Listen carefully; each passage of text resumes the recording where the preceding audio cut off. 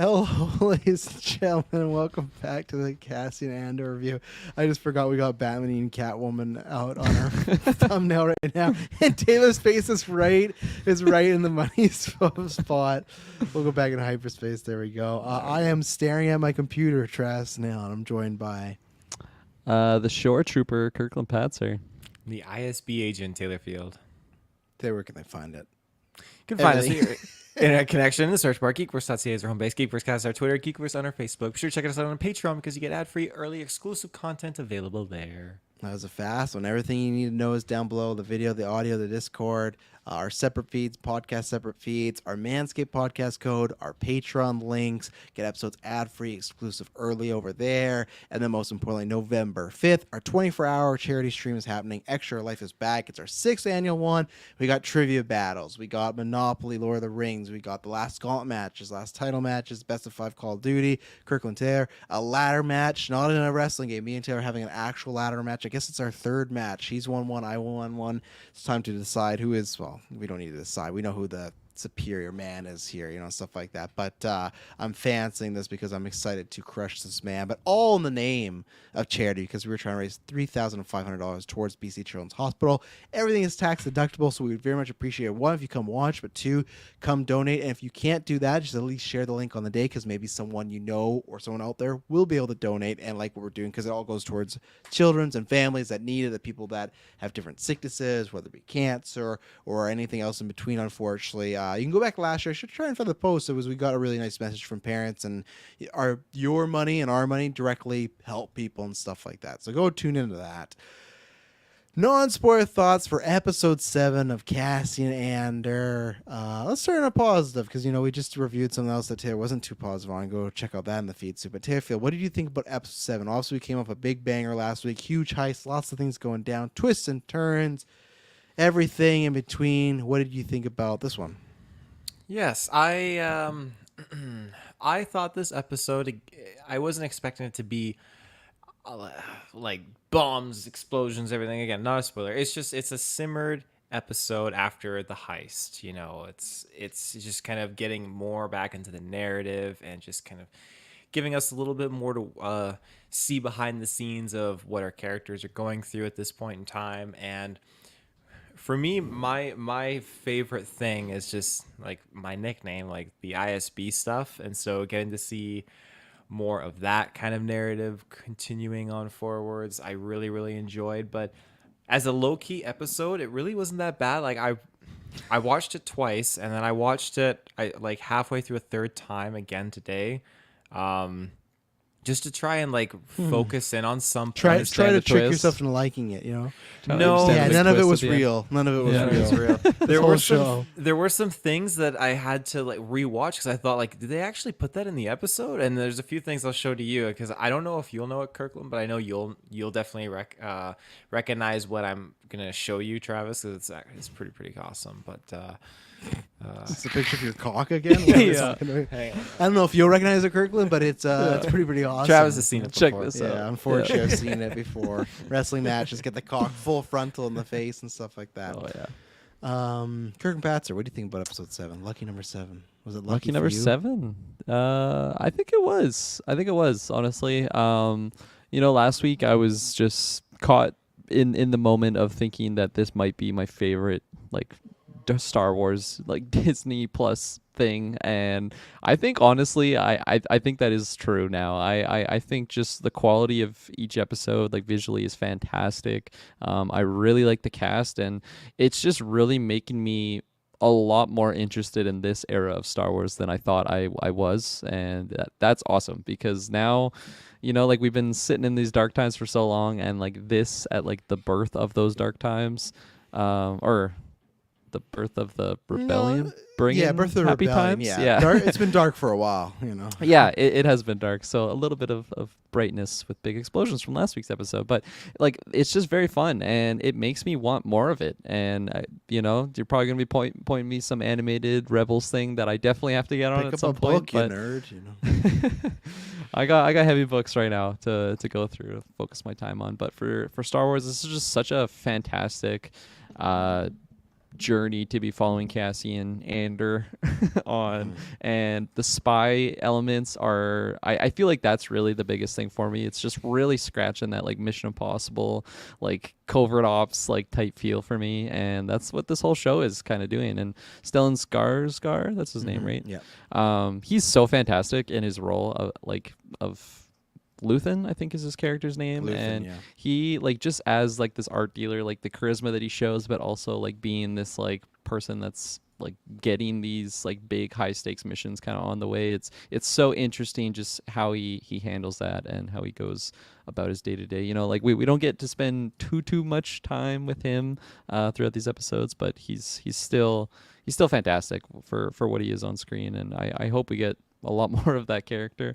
But yeah, honestly, like I'm really just blown away by how much the show is just exceeding my expectations. It's so fantastic. Can't wait to hear all about the ISB stuff, because for me this is all new, but I was completely intrigued by like everything that was going on, and really just like how the Empire would deal about this like massive like event happening, and like they just had everything under control, and then all of a sudden something happens like this, and how different type of like ISB or is everybody in that room an ISB person? Like, is that just okay? Yeah. So just how the different politicking goes on in those moments, because it's just it's so intriguing to me. Of just they're so cutthroat, and like everybody's just trying to be like at the top dog. The end of the day, you know, there's only a handful of top dogs in the Empire, mostly Sheev, Palpatine. But yeah, man, I'm loving the show. So it's fantastic. Yeah, so I think with the past few weeks, it's obviously this number 7. Like 3 and 6 were my favorite, and I didn't want to be like that because, like, oh yeah, just because it's action. No, I just enjoyed how they came to their kind of ending point of their mini arcs and stuff like that, and I think were the strongest episodes. Now, not counting those two, to me, this one's the strongest out of those other ones, like 1, 2, and like 4, 5. I did really enjoy this one because I think now, since the event happened last week and the Empire's starting to take notice of, okay, there's a bunch of shit starting to go down. Like, what is the source of this and what's going on? We're getting, I think, much more into the spy espionage sort of deal, which I thought we had some in the episodes before, but some of it was just setting up characters. And I like this. I like that we're getting characters that were seemingly together that might be opposed just because they have the same goal but different ways of going about it. But yeah, Stellan Skarsgård, he always continues to be great. I think. Oh, excuse me. Sorry. I think. I don't know her name, but whoever, because she was obviously in Revenge 6, she got deleted, Rogue One, but I think this was her best episode as Mon Mothma. I really like that. To me was the highlight of this. Genevieve O'Reilly, isn't it?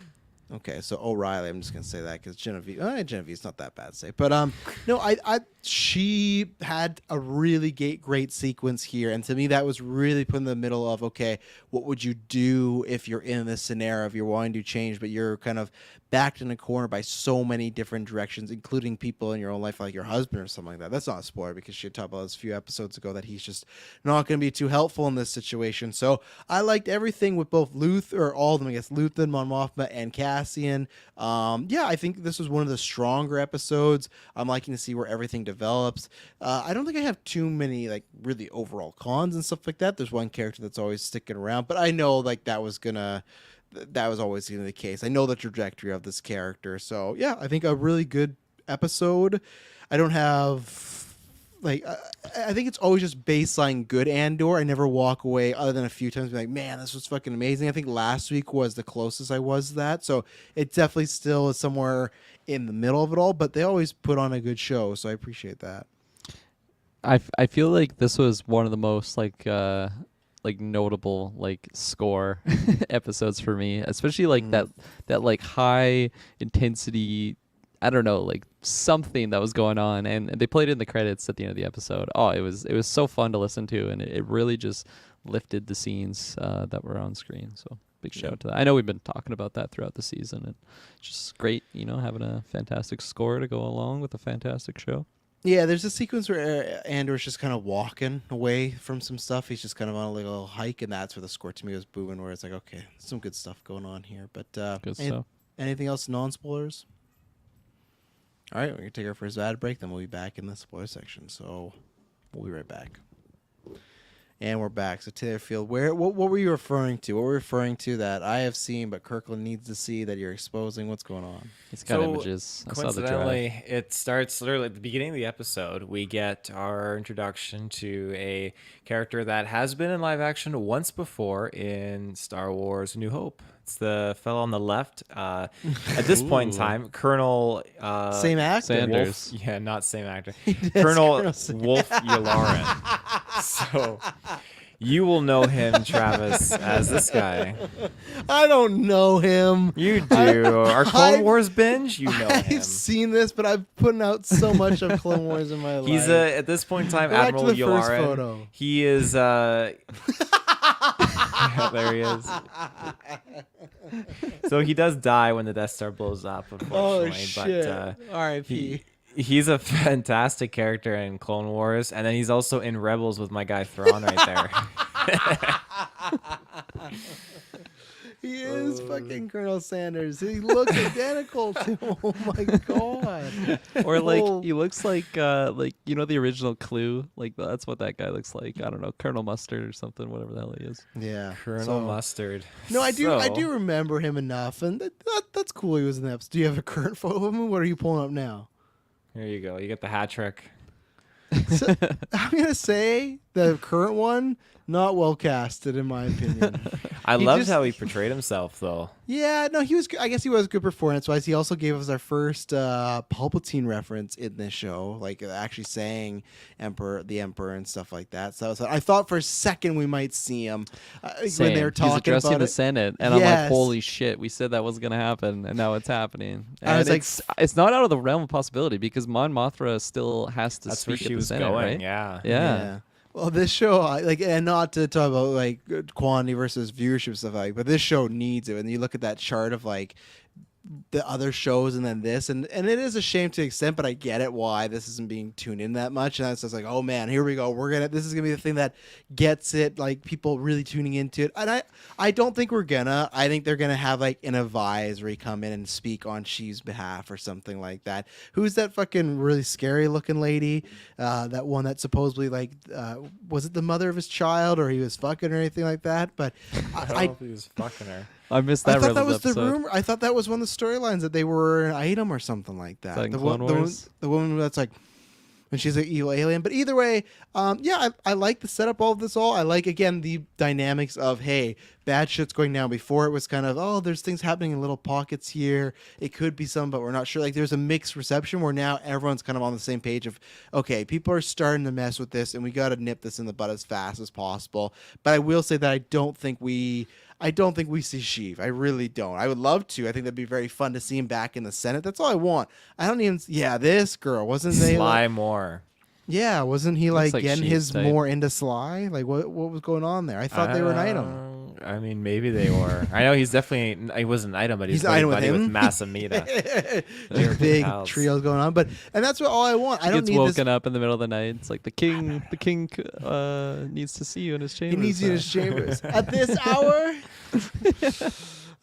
Yeah, so She just looks like that at the camera.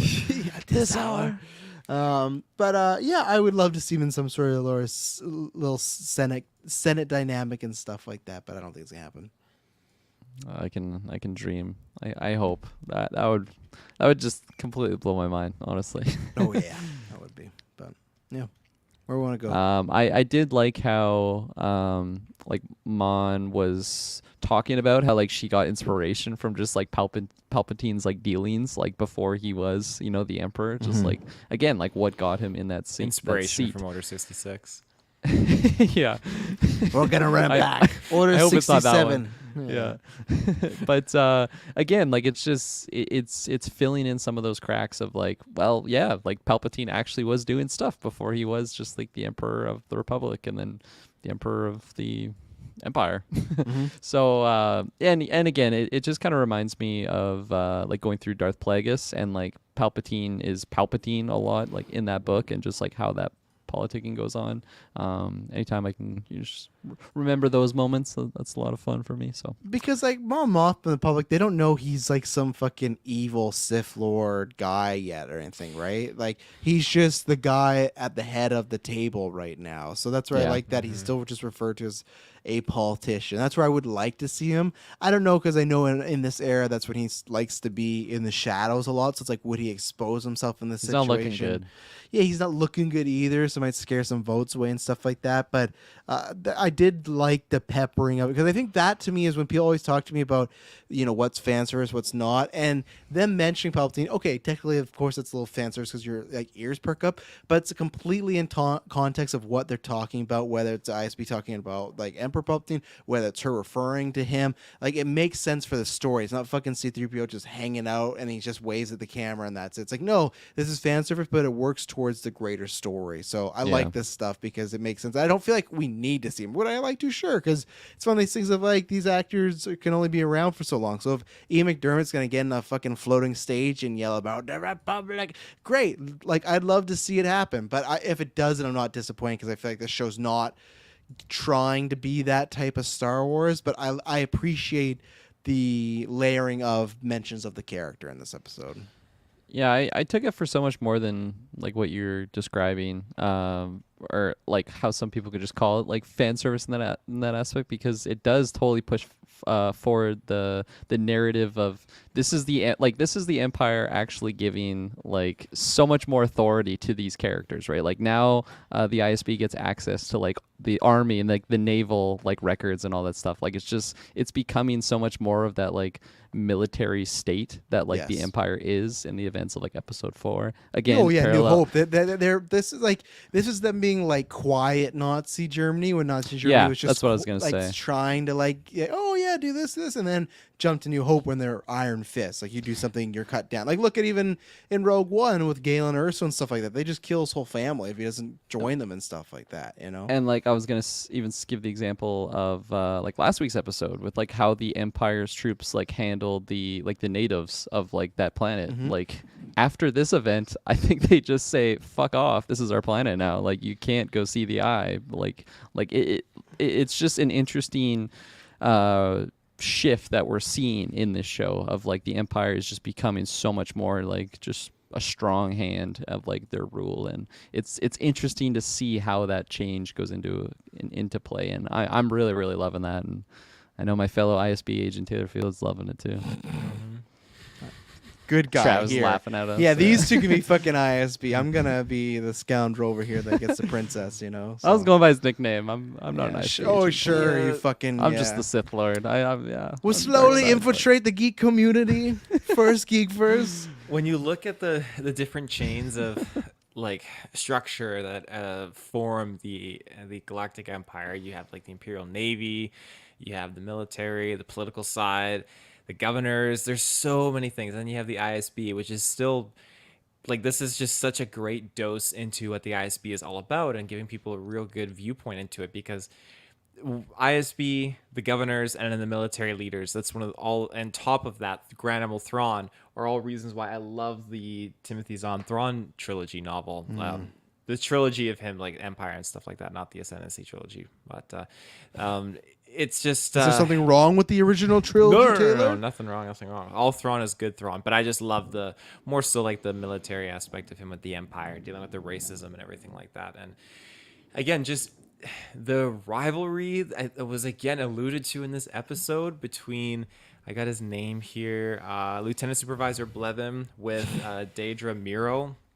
I freaking love that. That was awesome. Because when the I guy, love that. the Cersei's hand, like, is like, walk with me, and then basically she's walking with him. He's like, well played, watch your back. Oh, it was so subtle and just so perfect, because all these fucking Imperials are all so spiteful and trying to just get each other thrown under the bus so that they can advance their political stature. And it's cool because when they show characters in Star Wars Rebels, these characters that are already well established, there's again so much backstory that's explored with them, like Governor Price.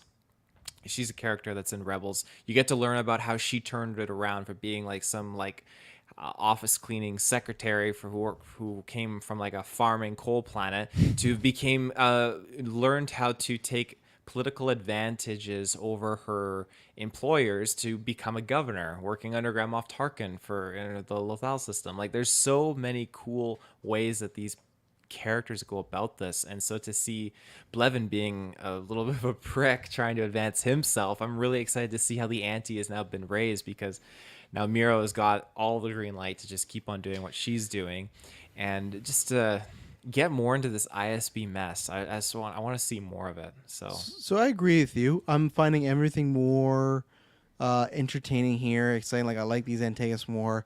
So, and I get it because he has to hunt down Cassian because he ruined his life.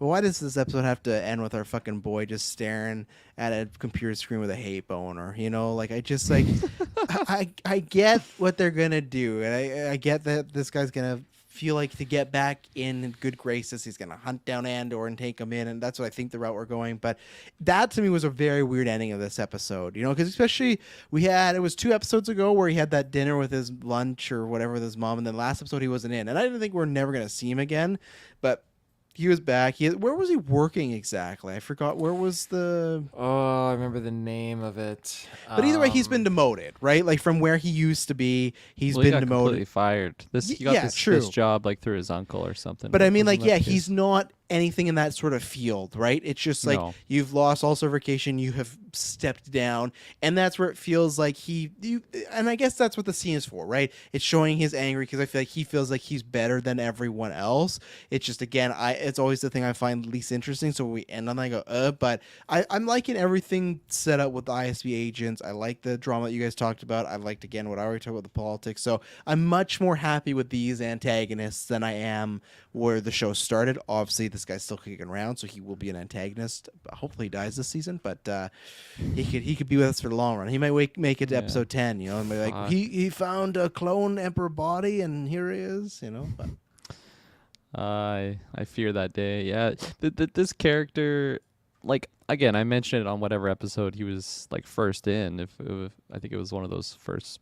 It was in one of those first 3 that we watched, and I feel like what they were going for of this like disgraced officer, like it's not bad on paper. Like it is kind of interesting on how that would affect his family, how his family would like react to him, you know, like just being this asshole imperial officer type guy. But just the execution of it, I just really haven't jived with it, and I think if this show isn't a 10 out of 10, it's probably because of like this thing It's that they're this doing with guy. this character. He just keeps like sticking around, and I don't really see the purpose for it as of right now. And I feel like when it is explained, it just won't really be satisfying for me. But yeah, all of the, again, like I was kind of jumping in with Taylor, just talking about like the ISB disputing and like how they like sink or swim in that environment. Like it's literally a battlefield every time they go into that like boardroom, and you're just like in a room with a bunch of different like sharks that just like are going after you, and it's just so intriguing to me. Reminds me a lot of like a certain character.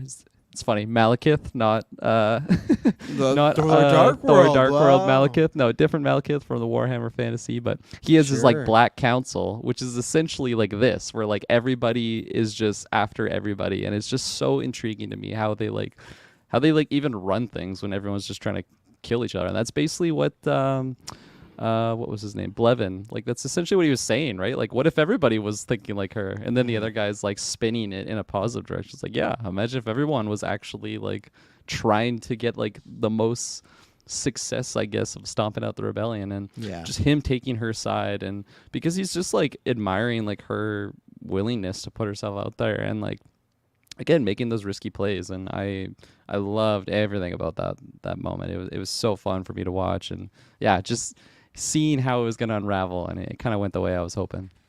Yeah. Anything else on the ISB this episode? What does the Just ISB 'cause you stand for guys- again, Taylor? Imperial Security Bureau. Okay. They're- And what's they're their the like t- what's their purpose? I know you answered this already, but sorry. They're the remind me. team where, again, if something happens internally, they'll come in to deal with the situation and get to the bottom of it, make arrests if there's, foul play to be had amongst internal ranks and positions, or if Foul there's, play. again, in this case, serious issues with obviously Imperial technology, very rare Imperial tech that's being stolen and distributed to rebel sectors. Then ISB comes in, try and deal with it. Like they're the guys you call in when the main squad's fucked up, you could say. Right. But Internal on the- affairs, military police, something like that. something like that, yeah. On the note of just our boy who keeps popping up from his serial sessions. No, not Creepy our Thin boy. Man. Yeah. There he is. I'm curious what what tie he has to his uncle, because they keep mentioning his uncle, and I feel like Just sheep Palpatine. yeah, Fuck. that would be incredible. I'm a Skywalker. That's gonna have that's how the show But ends. they keep I'll alluding. fail this show right at the drop of the dime. I will drop a 0 out of 10 if we get a scene like in Force Awakens where he's looking up this big hologram and it's Sheev Palpatine and he's like, "Uncle, they've demoted me to this job. I need your help. I need a recommendation letter." Train me in the ways of the Force. Yeah. I do really think that there is something going on with his uncle character, and that he's going to be either someone familiar, or he'll just be someone new that we've never recognized before, but we'll come to learn that he's just got a prominent role in Star Wars. Familiar. I Who are guess. you thinking that would be his uncle? It'd be familiar. I know it's not, but man, I'm just Oh, waiting for no. Hondo just to reappear. And Why the fuck would it be Hondo? Hey, a man can fan Are you cast. kidding? Are A you man kidding can me? write fanfic. Who's Hondo? Like, you know You're what? It not could be be- Hondo. he's like a space pirate that's like he's a completely different race too. It's I not, know, but I just think, it'd be so cool just to have Hondo just somehow And, like, swindling this. Hondo is like, yeah, he's like a criminal space pirate. Why has he got him like a desk cushy job? Like, I know I'm a criminal, but I got you nice I'm not big saying setup. this is logical or canon. I'm just What? saying it's just. I You just think was, like, Hondo is pondering his it. uncle? I'm Oh not my saying god! it is. I'm not putting What? money on it. This is It's when not you're I don't remember canon. this guy. The fact Yeah. that it's even crossed your mind at all that Hondo would be there, nothing alike. Are you- Fanfic. Oh my god! If I had to make an honest wager at it, I really Hondo. don't know of many human characters that would really fit the bill. I mean, maybe gonna it say could it's someone tie new. into like Luthen. Somehow, maybe Luthen's just playing this card up or something like that. I don't know. There could be something, but it's weird because it's obviously someone very prominent because they have a reputation to uphold, right? Yeah, but it'd just be prominent in that world, like their politician got lots of money. It wouldn't be, and that wouldn't fit Hondo either. He's a Oh, fucking he's got a criminal. reputation. He's got a not, reputation. Not publicly. Oh my, this is just I fucking got you this wild. shitty desk job. Yeah. I never liked you, Okay. creepy thin man. No, I think it's just gonna be someone new. I don't think, and that's the same thing with you. I don't think they're gonna have too much like fan service stuff in here. Like that could be like, oh, it's this character. They've even said they don't want to do that. So, It's like a Boba Fett. you know what they do want to do though is they want people in this show, not fucking, but like alluding to fucking. You know, like it's definitely one of those sexier things. Because so we meet up with Cassie and stuff like that. He's heading back home. I liked everything we got with Cassie in here. As far as literally last week, I was like, when's Bix coming back? Like, is that just gone? I like that they interacted. He went back home. Every character's like, you should probably not be here. We got the reveal. We kind of got this insinuated, but we got the reveal that they were at least an item at one point. Because that even just added more later when she's like, Tom thought we were back together. I was like, stop bringing up this fucking soap opera. Can we move away from or Tim? And she's like, but they revealed like Tim's the one that called everyone and nobody's dead now, so it's fine. Like all that good jazz. His motherly character, they interacted. I thought had a great scene, very fantastic scene together, well acted, well written.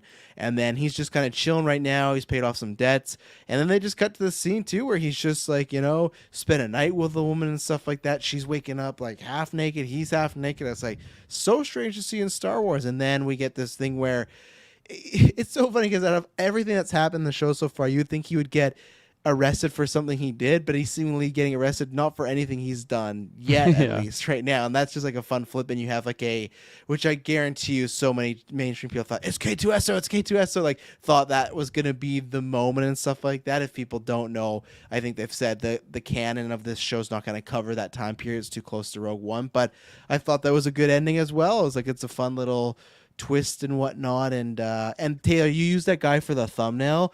I don't know why, but that guy they got for the Stormtrooper, one of my favorite Stormtroopers of all time. It was the Okay. voice, it was his cadence. There was something about him, was just like, this finally is a Stormtrooper that you would not want to fuck with. And he was didn't- he was so smart. Like Andor and him were just like sparring Yeah. with words. Like, oh, what about this? What about this? So I liked everything about the getting caught sequence.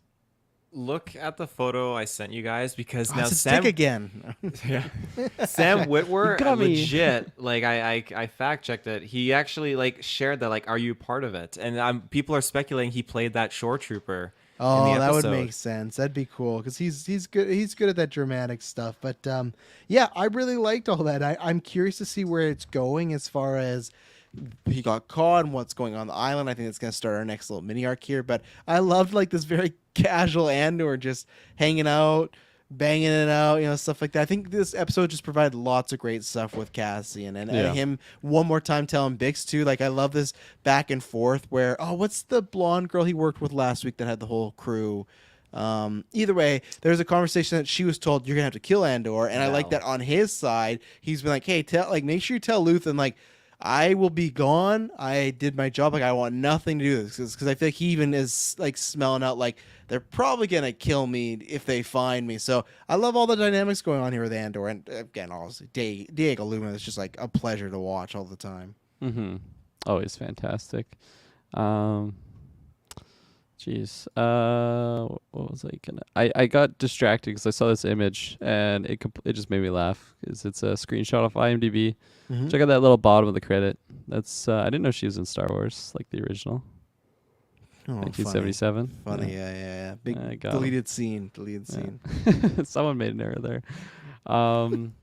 But yeah, no, I agree with Andor. He's just like Diego Luna. He's fantastic. He's so fun to watch. I really like him just like returning home and like just the after effect of like what happened of his like decision to just like kill those two guys and then come back home and hide out and then like fuck off again, and like the whole town basically got like screwed over by it, and a lot of people just like blaming him and that whole dynamic, and then the whole interaction between him and his mom was just, it was so fantastic. It was so believable. Again, like it's really putting that little bug under his skin of like the rebellion is kind of like the way to go, like there's actually like a bigger cause here. And when she said that line of like you have to go and I have to stay here, and it is just like a real like big turning point for this character of Andor, which he thought he was just retiring, like get his mom out of here, like we got all the money in the world, but all the money in the world, like it doesn't matter if the Empire just runs everything, so it's a really, again, like I feel like I'm just totally sold in on this like shift. I thought that was the way you stopped your sentence. I for sure thought you had more to say there. Well, I got distracted because you chuckled, and I saw just a comment popped up, so I had to Don't click worry to about find that. out Don't what worry it was. about that. No. You, tickled my fancy. And I think even the beach thing though, with him getting just kind of wrongly accused and maybe arrested on the spot, is another thing that'll help move towards like the rebellion, because it's just like this isn't right. Like these situations should not be happening, because he was saying like he wasn't doing anything legitimately, even though he's done some stuff in the past and they're looking for him in a sense. But I think you're getting the sense. 6 years in the slammer now because of he was just going to the store. And she said 6 months originally, right? She's like 6 Yes, months in the but slammer, that- and then when she that gives her ties in. decision. That ties into the beginning of the episode too, when like Colonel Yularen is talking about how like we gotta start making people pay now. We're gonna like double like He didn't do anything. penalties and everything like that. That whole intro part there where Cassian was encountering that trooper, and the trooper is like, hang on to this guy for a while, and the droid is like, he said hang. He just starts like hanging him, and Cassian's like, we better like watch. So that was just really, really funny. Innocent humor fucking gets me. Let's take our second ad break, and then we'll be right back with more Cassian Andor. So we'll be right back. And we're back. Anything else to mention on Cassian's adventures this episode? Just quickly mention, because I forgot to speak upon it, but yeah, like that shore trooper interaction, that's definitely like the most believable, like actual. Maybe not even, because all the other stormtroopers are just so like droid-like they're just so dumb, like they get fooled so easily. It's the way that we perceive them, mostly with Jedi interacting with them, just This is how we want them to outsmarting be. them. Yeah. 100%, like so believable. Like he wasn't letting this guy get away, and he was being super like I don't know if tyrannical is the right word, but it seemed like that of like, no, like strong-willed at least. Yeah, there you go. Like, Arrogant too, it's like you're a part of it, weren't you? And he just kept like basically Yeah. forcing a narrative on him and like basically like strong arming him. And again, like it's probably like a regular police tactic of just like putting that fear factor on them, right? And like I felt for Andor in that moment, and just this one trooper seemed like he had so much power over this other individual, and it's just so rare to see that like in Star Wars. So that was very enjoyable, and the armor set was fucking sweet too. The shore trooper, Yeah. oh man, looks sweet. Yeah. Anything else on Andor this episode? It's Space Florida. That's just what it looked like. That's a good idea. Yeah, that's Yeah. great. Yeah, well, I want to go there. That's another thing that's so fantastic throughout the show is like they just balance that like alien interaction on like screens of like it just feels like I'm in Star Wars land of like there's just aliens Star everywhere Wars and land. we're seeing so many different types of like races, and yeah, Space Florida of just seeing them like on the beach, like it's just so fun to see that as opposed to being like, oh yeah, Luke Skywalker's back, like light up the lightsaber, let's get crazy. Like it's a breath of fresh air for me at least.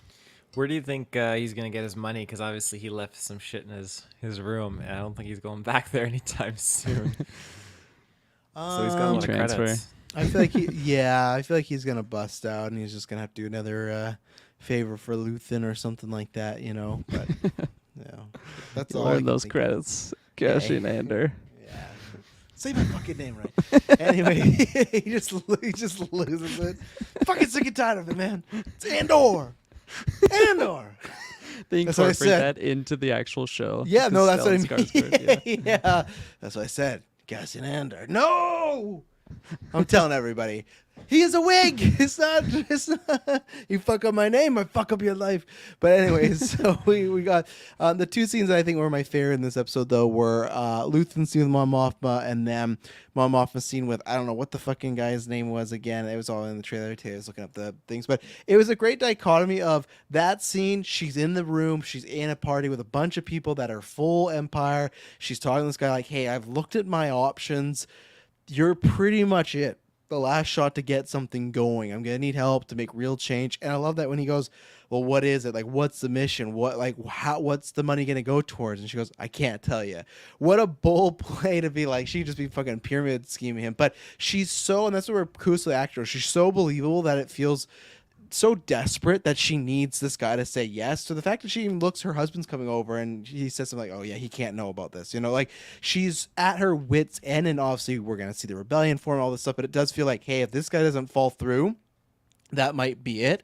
And that's the thing where she wants to do this, but then juxtaposition her scene with Luthen where she goes, "Is this you?" And it almost feels like she feels he's gone too far this quickly. You know, like it feels like they were on the same path and now, you know, they want to get to the same destination, but he's taking the left route and she's taking the right route. She wanted to be a bit more quieter about. So and that Luthen scene was great because I feel like every time we've seen with Mon Mothma, he's been pretty friendly and forthcoming and like trying to work with her. This felt like the first time like, I get your point, but fuck you. I'm gonna do it my way, you know. And it was like fuck, like, and that's what I like about Luthen. That I don't think he's ever gonna turn, but he feels like he could be dangerous at any point. So I love both the difference of the scene, but I think to me it was Mon Mothma, the actress was, and the character was a standout this episode. This was her best episode yet. But that the political scene with the party, just great conversation. It felt very Game of Thrones ish in that moment of like that's where sometimes the writing of the show I think has been, maybe the first 3 episodes been, maybe there's some moments of lower tier. It's like, oh, okay, this is all right, but between the conversation with Cassian and his mom, but specifically Mon Mothma here, I thought was really well done. And it's like that political Game of Thrones stuff you like hearing. So To answer your question, that guy's name was Tay Kolma. He is a banker at the Bank of, course, yes, Tay. Kolma on the planet Chandrila, which is, I believe, Mon Mothma's homeworld. So. it is, yes. Go read Princess and Scoundrel and listen to a review where they go there. So Right. I love me a good banker. It totally takes me to Plagueis. That's what he was. The Mune, I think that was his race. The Mune bankers. But yeah, no, in echoing what Travis was saying about that whole like party scene, that was so fun because again, it's like, who do you trust in this? Again, it just like parallels that like 1940 France or whatever. You have like undercover agents and like don't know who you can trust and like relaying this information. And just from like her perspective, because like once you expose yourself in that, like she already has people looking for her. Like you don't know that you can trust this guy. And just when he was giving his take on like, I don't know if I want to talk politics with you because believe it or not, there's some people that don't love the Empire, and just how that conversation got to her like basically, like explaining what the situation is, and then just all these little cue points to like tell him when to like, oh yeah, no, just laugh, like just play along with it. And Yeah. that was just so well done. And I agree with Travis. I definitely think that was her best episode because of that. Like she was just teetering on like exposing herself in that dinner party, just in like the belly of the beast. It seems like all of her enemies are around her, but then also like the vulnerable side of her of like, what are you doing? Like, we came out too early. Like, we're not going to do this to Luthen.